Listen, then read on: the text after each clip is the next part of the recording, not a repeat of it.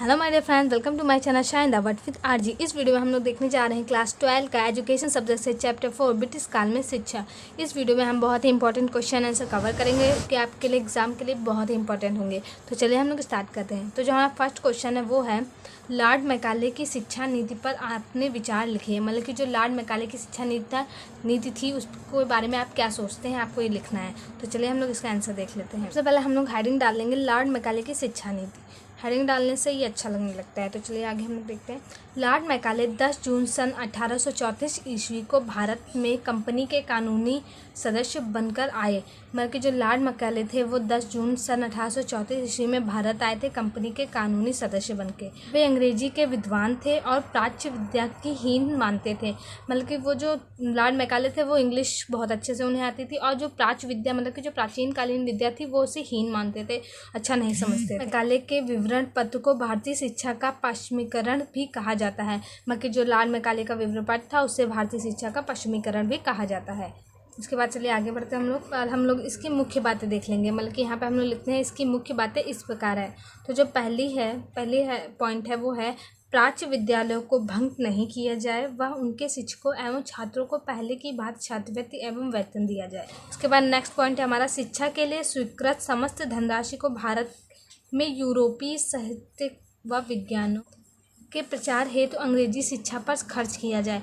मतलब कि इस पॉइंट में वो ये कह रहे हैं कि शिक्षा के लिए स्वीकृत समस्त धनराशि, मतलब कि शिक्षा के लिए जिस भी धनराशि का निवेश किया गया है उसे भारत में यूरोपीय साहित्य व विज्ञानों के प्रचार हेतु अंग्रेजी शिक्षा पर खर्च किया जाए।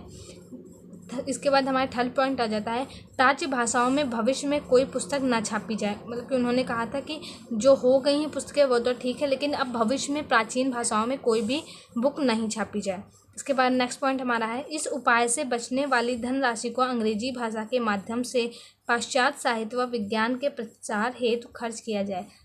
इसके बाद हम लोग आगे बढ़ते हुए देखते हैं, जो लॉर्ड मैकाले थे उन्होंने लिखा था, एक अच्छे यूरोपीय पुस्तकालय की एक अलमारी की पुस्तकों का मान भारत तथा अरबी के संपूर्ण साहित्य के से अधिक है। बल्कि उनका मानना था कि जो हमारे भारत की शिक्षा है, प्राचीन शिक्षा है, वो इतनी कम है कि इनकी जो एक लाइब्रेरी होती है उसमें जितनी बुक होती है उसके बराबर होती है। लॉर्ड मैकाले का ये मानना था।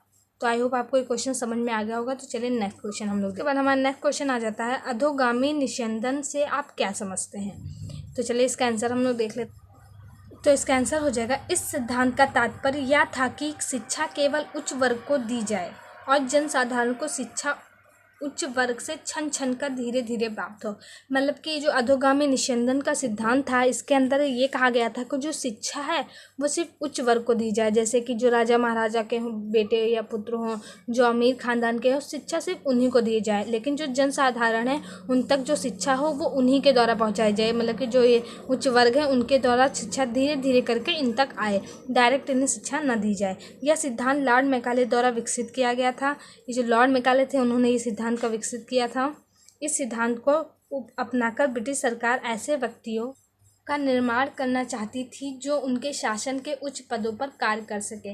मतलब कि वो ऐसा सिद्धांत बनाकर हम भारतीयों को पीछे करना चाहती थी शायद, और जो अंग्रेजी लोग थे उनको आगे करना चाहती थी ताकि उनके शासन के उच्च पदों पर वो अग्रसर हो सके। इस सिद्धांत को छनाई का सिद्धांत भी कहा जाता था।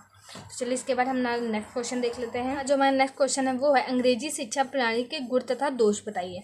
जो इंग्लिश वाली शिक्षा थी, ब्रिटिश कालीन शिक्षा थी, उसके गुण एवं दोष बताने हैं। तो चलिए हम लोग देख लेते हैं। पहले हम लोग अंग्रेजी शिक्षा प्रणाली के गुण देखेंगे, क्योंकि जो ब्रिटिश शिक्षा प्रणाली थी उसके गुण कौन कौन से हैं। तो चलिए देख लेते हैं। इसके गुण निम्नलिखित हैं। पहला जो है पॉइंट वो है, अंग्रेजी शिक्षा प्रणाली के पाश्चात्य ज्ञान विज्ञान का भारत में प्रसार हुआ।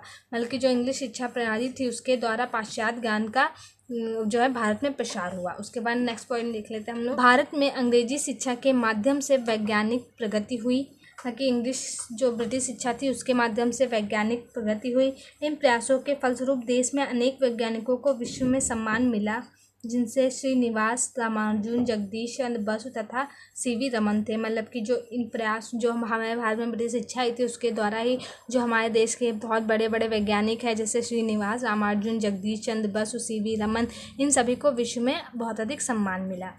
चलिए आगे बढ़ा। भारत में ब्रिटिश शासन काल में अनेक सामाजिक कुरीतियाँ व्याप्त थी, जैसे सती प्रथा, बाल विवाह, छुआछूत, जाति भेद आदि। भारत था वो पहले प्राचीन काल में सच में बहुत सारी कुरीतियों उसमें भरी हुई थी, जैसे सती प्रथा, बाल विवाह, छुआछूत, जाति भेद, ये सारी बहुत ही हमारे भारत को जकड़े हुई थी। ये तो जो अंग्रेजी शिक्षा जब आई तो जो विद्वान थे और जो समाज सेवी थे तो उनसे अंग्रेजी शिक्षा से प्रभावित होकर उन्होंने उन कुरीतियों के विरुद्ध आंदोलन किया और उन्हें सफलता भी प्राप्त हुई। तो आई होप आपको ये समझ में आ रहा होगा। तो चलिए आगे बढ़ते हैं। नेक्स्ट पॉइंट है, भारत सरकार ने ललित कलाओं के विकास के लिए बम्बई, मद्रास और कोलकाता में कला विद्यालय स्थापित किए। मतलब कि कला के लिए जो ललित कलाएं होती हैं उनके विकास के लिए बम्बई, मद्रास आदि कोलकाता वगैरह पे विद्यालय स्थापित किए। उसके बाद नेक्स्ट पॉइंट आ जाता है हमारा, अंग्रेजी शिक्षा प्रणाली एवं वैज्ञानिक प्रगति के कारण प्रिंटिंग प्रेस एवं चलचित्र, रेडियो आदि के कारण शिक्षा प्रसार में सहायता हुई।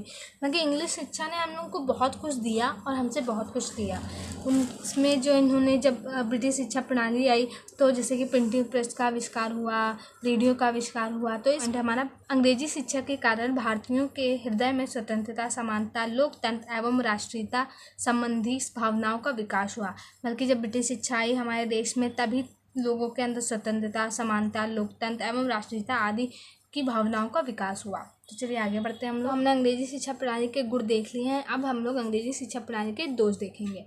तो जो अंग्रेजी शिक्षा प्रणाली के दोष हैं वो निम्नलिखित हैं। तो पहला जो पॉइंट है वो है देश के वातावरण के साथ समन्वय न होना। उसके बाद हमारा नेक्स्ट पॉइंट आ जाता है देश की आवश्यकताओं की अवहेलना। उसके बाद है धार्मिक भावनाओं की उपेक्षा। ब्रिटिशकालीन शिक्षा में हमारी धार्मिक भावनाओं की उपेक्षा की जाती थी, वहाँ पे सिर्फ व्यवसाय, वैज्ञानिक आदि की ही शिक्षा दी जाती थी।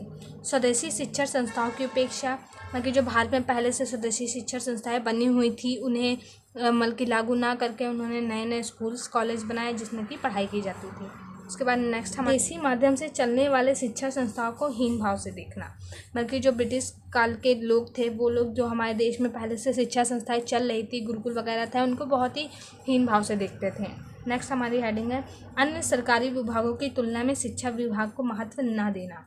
बल्कि जो अन्य सरकारी विभाग थे उनके तुलना में शिक्षा को बहुत कम महत्व दिया जाता था, बहुत कम।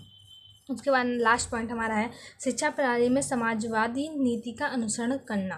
क्योंकि जो शिक्षा होती है वो स्वतंत्र होनी चाहिए, उसमें किसी का भी हस्तक्षेप नहीं होना चाहिए, लेकिन अंग्रेजी शिक्षा प्रणाली में समाजवादी नीति का अनुसरण करा जाता था शिक्षा प्रणाली के अंतर्गत। तो आई होप आपको ये चैप्टर समझ में आ गया होगा। ये बहुत इंपॉर्टेंट क्वेश्चन थे। तो अगर जो आपको ये वीडियो अच्छी लगी तो प्लीज़ से लाइक कर दीजिए। Thank you.